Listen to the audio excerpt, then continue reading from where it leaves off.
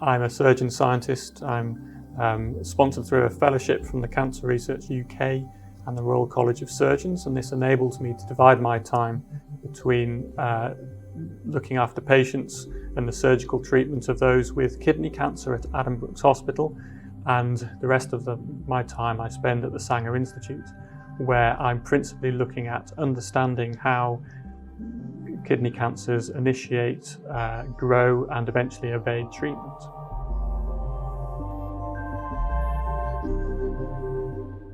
And the call came at an ideal time for me, in that I had spent 2 to 3 years generating an important and highly curated database, understanding what all the individual single cells do in the kidney microenvironment.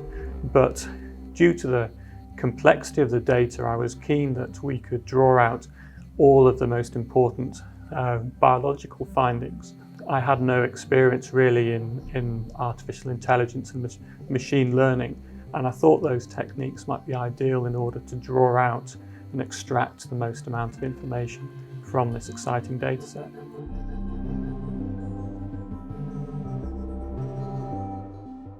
So as a bit of background behind the data, I was keen to understand exactly what all the different cells in the microenvironment were doing, but also how they were interacting with each other. So we'd spent lots of time annotating over 270,000 cells from over 100 different cell types. And importantly, these were annotated as to where they came from in different regions of the tumour. For instance, whether they came from the tumour core or the tumour normal interface or the adjacent normal tissues. And one really important factor in kidney cancer is what happens at the tumour normal interface, because this appears to constrain the growth of the tumours. And we know that tumour size is very important in kidney cancer, and we also know that if the tumour cells are able to invade through the tumour normal interface, then it's a poor prognostic indicator. But the challenge with this data set is not only its size, but also the many dimensions. And it's very difficult to apply an unbiased analysis of such data to understand what the important interactions are.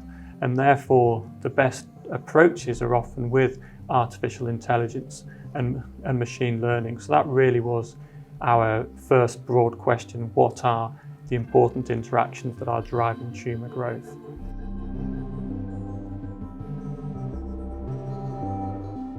So I'd like to say broadly that it did go according to plan. I thought that we spent a long time appropriately refining the questions, and it took quite a long time for me to understand what the Milner could bring to the project, and I think likewise it took quite a long time for the Milner side to understand exactly what we had in the database and the best way to extract that information. And that took longer than I expected, but I think that's entirely appropriate. Pleasant surprise was the synergy between this project and another kidney cancer project that was led by Sarah Welsh, who was also successful in the Milner call, and her database was looking at the response of tumours to systemic therapy in the NAXIVA trial. And what was really lovely was to see the synergy between fundamental science from a single cell point of view and the clinical trial data and what that brought.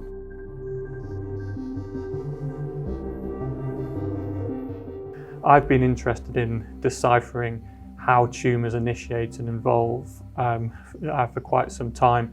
I've done that on a pan-cancer basis and more recently in a kidney cancer basis. And one of the things that we found, the surprising things, was that the initiating event that causes kidney cancer occurs 40 or 50 years sometimes prior to diagnosis.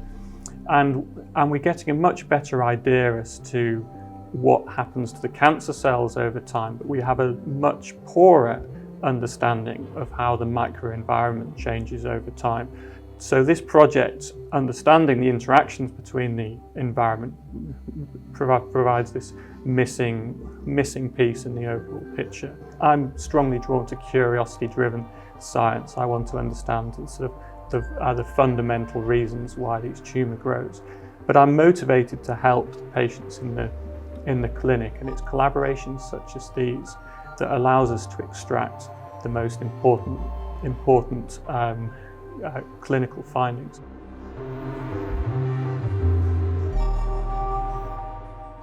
It's the discovery aspects that are most interesting, most fun. And I mean that in lots of different ways. Discovering things about the people that you're working with in a pleasant environment, also learning about the techniques they're using, but most importantly, the findings. And I can honestly say that I really looked forward to each of our monthly catch-up meetings, because I would learn something new on lots of different levels.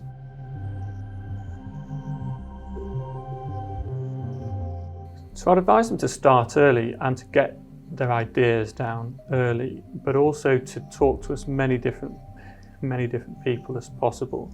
I think the process by which you're sounding out ideas and testing hypotheses is really one of the most powerful in science.